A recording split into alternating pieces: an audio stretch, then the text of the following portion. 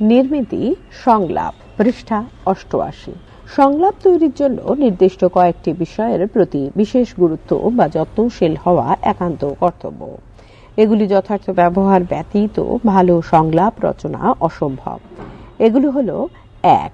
সংলাপ রচনার জন্য দেওয়া বিষয়টি বারবার পড়ে একটা সম্পূর্ণ ধারণা তৈরি করতে না পারলে সংলাপ বা কথাবার্তার মধ্যে দিয়ে বিষয়টি যথার্থ বোঝানো যাবে না। 2. সংলাপের ভাষা হবে পরিচিত মানুষের মুখের ভাষা, অর্থাৎ সহজ সরল ভাষারীতি ব্যবহার একান্ত আবশ্যক। 3. চরিত্রদের মতো সংলাপ হবে।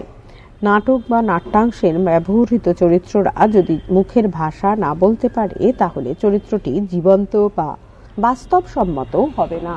4. উক্তি বা প্রত্যুক্তির মধ্য দিয়ে নাটকীয়তা বা নাট্যদ্বন্দ্ব তৈরি করা প্রয়োজন।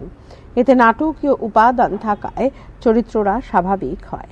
5. সংলাপ নাটকের প্রাণ, এই জন্য সংলাপকে যথেষ্ট গুরুত্ব দেওয়া প্রয়োজন। সংলাপ ব্যবহারের গুণে নাটকীয়তা নাট্যদ্বন্দ্ব গড়ে ওঠে। 6. চরিত্রেরা বারবার একই সংলাপ বলবে না। বিশেষ বাক্য, প্রবচন, প্রবাদ এবং বিশিষ্ট অর্থ সমন্বিত শব্দ ব্যবহার হতে পারে, কিন্তু তা যেন নাট্য কাহিনীর সঙ্গে প্রাসঙ্গিক হতে পারে। 7. দীর্ঘ সংলাপ কখনো নাট্যগুণ তৈরি করে না। সংক্ষিপ্ত সংলাপ নাট্যরস পরিবেশনে সহায়ক হয়ে ওঠে। সংলাপের মধ্য দিয়ে শ্রোতার মনে নাটকটি বিশেষ ভাবনার উদ্রেক করে। 8. নাটকের যেমন একটা নাম থাকে তেমন নাট্য সংলাপের একটি নামকরণ আবশ্যক। 9. সংলাপের জন্য 5 নম্বর নির্ধারিত এবং অনধিক 10টি বাক্যে তা তৈরি করতে হবে। উদাহরণ: 1. পরিবেশ দূষণ সম্পর্কে সচেতনতা বৃদ্ধিতে ছাত্রদের ভূমিকা নিয়ে দুই বন্ধুর মধ্যে কথোপকথন। পরিবেশ দূষণ এবং ছাত্র সমাজ। তাপস: এ সময় হন্তদন্ত হয়ে কোথায় যাচ্ছিস সুভাষ? সুভাষ: আর বলিস না ভাই, ডক্টর ঘোষ হাজরার কাছে যাচ্ছি। তাপস: কেন, জ্বর বুঝি? তা এখন সবারই জ্বর হচ্ছে একসঙ্গে, গলা ব্যথা, বমি, মাথা যন্ত্রণা এবং ভীষণ জ্বর বেড়ে যাচ্ছে।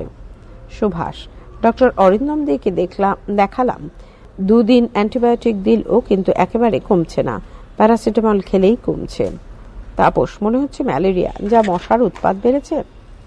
বাড়িতে তো সন্ধ্যের পর থাকাই যায় না, চারিদিকে নোংরা আবর্জনায় ভর্তি, ড্রেনগুলো জমে গেছে পলিথিনে। পৌরসভা থেকে উদ্যোগ নিলেও মানুষ একেবারে শুনছে না। সুভাষ: কালকের কাগজেই দেখলাম দূষণের মাত্রা বৃদ্ধি পাওয়ায় জ্বর জ্বালার পাশে নানা অসুখ হচ্ছে। তাপস: দেখো, এ ব্যাপারে মানুষকেও সচেতন হতে হবে। আজকের দিনে জল, বাতাস, মাটি, শব্দ দূষণের হাত থেকে মানুষের মুক্তি নেই। পৃষ্ঠা 89। এ নিয়ে আমার মনে হয় আমাদের ছাত্রদের আরো সদর্থ ভূমিকা নিতে হবে।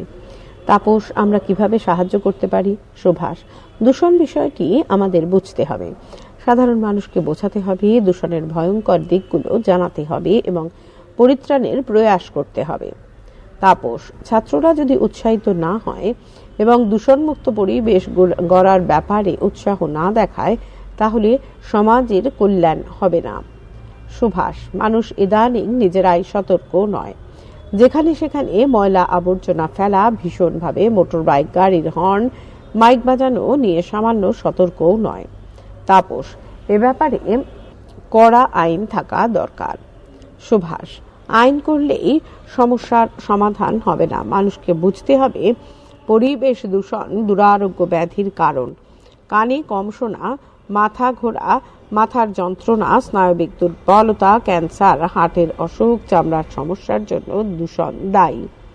তাপস: ছাত্রদের দূষণমুক্ত পরিবেশ গড়ার ডাক দিতে হবে, বৃক্ষরোপণের মানুষকে আগ্রহী করতে হবে, নোংরা আবর্জনা, পলিথিন যেখানে সেখানে ফেলা চলবে না এবং গৃহ পরিবেশকে রক্ষার ব্যাপারে সচেতন হতে হবে। সুভাষ: তা সত্যি, কিন্তু ছাত্র হিসেবে আমাদেরও কিছু দায়িত্ব গ্রহণ আবশ্যক। পড়াশোনার পাশাপাশি এইসব বিষয়ে সাধারণ মানুষকে সচেতন করে যেতে হবে। 2. নিত্য প্রয়োজনীয় জিনিসের দাম বৃদ্ধি নিয়ে দুই বন্ধুর মধ্যে সংলাপ। নিত্য প্রয়োজনীয় জিনিসের দাম বৃদ্ধি। তমগ্ন, কিরে অর্ক, কি কিনতে গিয়েছিলি? অর্ক, আর বলিস না, মা হঠাৎ বলল আলু কিনতে, বাবা অফিস চলে গেছে, তাই অগত্যা আমাকে যেতে হলো। তমগ্ন, তুই দোকান করতে পারিস নাকি? অর্ক, তা একটু আধটু পারি, দামও জানি। তমগ্ন, কি কিনলি? অর্ক, আলু। তমগ্ন, দাম কত? অর্ক, 15 টাকা কেজি। কয়েকটা দিন আগেই এত দাম ছিল না মনে হচ্ছে। সবজির দামও ভীষণ বেড়ে গেছে। মা আজকেই বলছিল দাম বৃদ্ধি নিয়ে। তমগ্ন, এইসব ডাল, তেল, সবজি, মাছ এগুলো তো প্রতিদিনের প্রয়োজন। অর্ক, সে তো বটেই, কিন্তু সাধারণ মানুষের তো ক্রয় ক্ষমতার বাইরে। সাধারণ মানুষের তা ক্রয় ক্ষমতার বাইরে।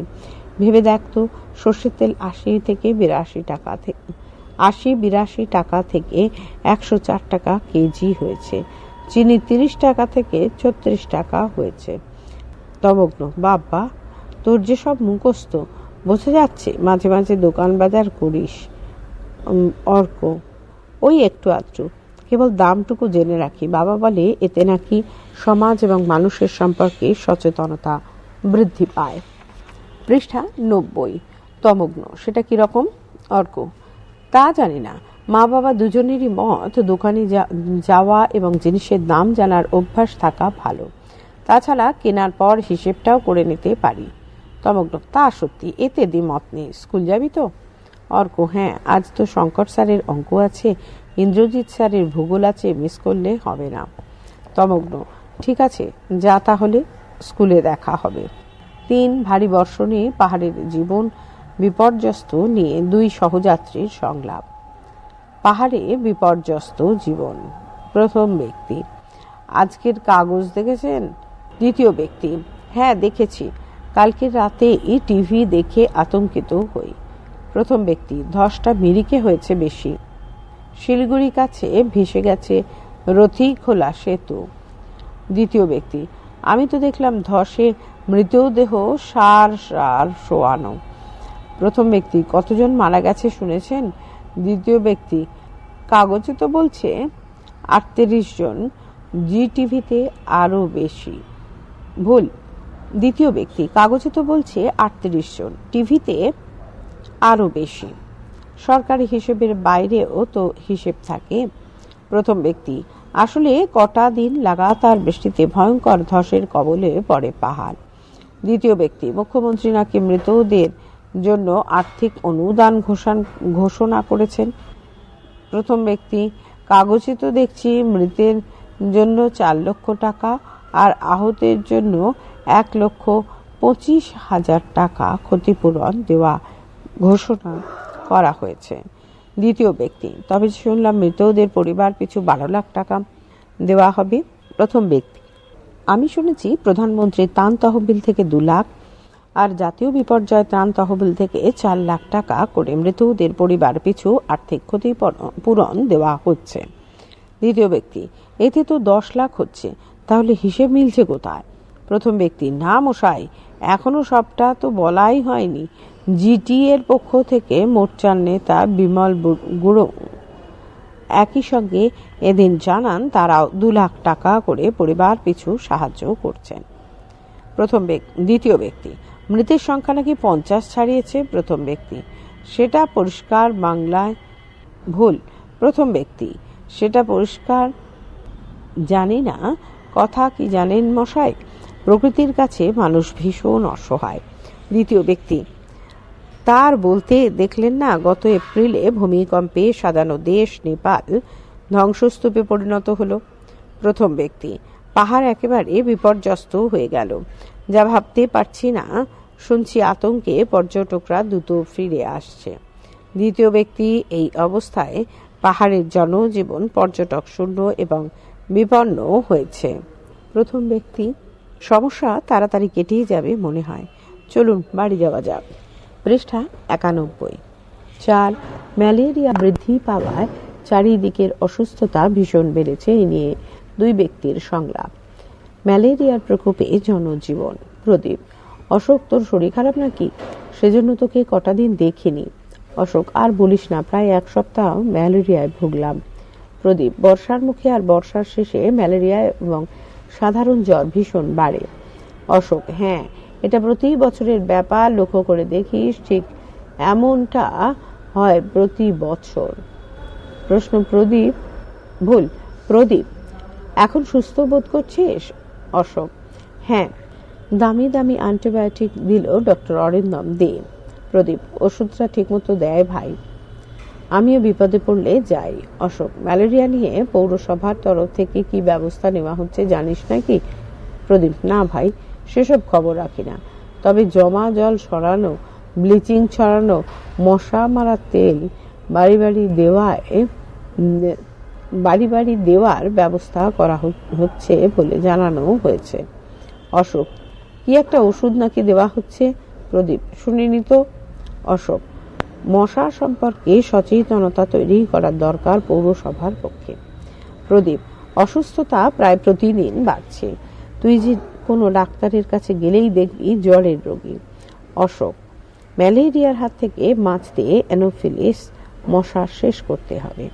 প্রদীপ: এ ব্যাপারে পৌরসভা ব্যবস্থা খুব কার্যকরী হচ্ছে না, আর মানুষকেও বিশেষভাবে সচেতন হতে হবে।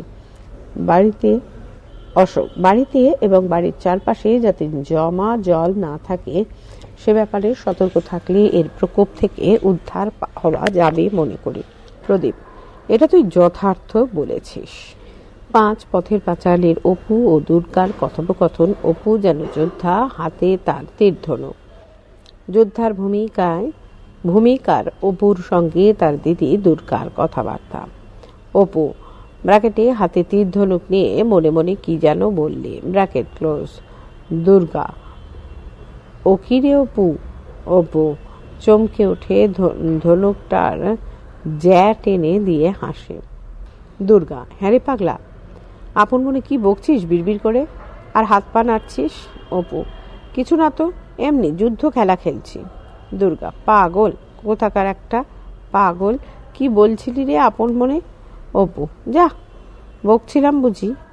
আচ্ছা যা। দুর্গা: আয় আমার সঙ্গে। ব্র্যাকেটে হাত ধরে একটু এগিয়ে আঙুল তুলে দেয়। দেখেছিস কত নোনা পেকেছে, এখন কি করে পারা যায় বল দেখি। পৃষ্ঠা 92। অপু: অনেক রে দিদি, একটা কঞ্চি দিয়ে পারা যায় না? দুর্গা: তুই এক কাজ কর, ছুটে গিয়ে বাড়ির মধ্যে থেকে আঁকশিটা নিয়ে আয় দেখি, আঁকশি দিয়ে টান দিলে পড়ে যাবে, দেখিস এখন। অপু: তুই এখানে দাঁড়া দিদি, আমি আনছি। ব্র্যাকেটে অপু আঁকশি নিয়ে আসে এবং দুর্গা তার হাত থেকে নিয়ে কাল্পনিক গাছ থেকে নোনা পাড়ে। Bracket close. দুর্গা: চল আজ এইগুলো নিয়ে যাই, নাইবার বেলায় মাকে সঙ্গে আনবো, মার হাতে ঠিক নাগাল আসবে।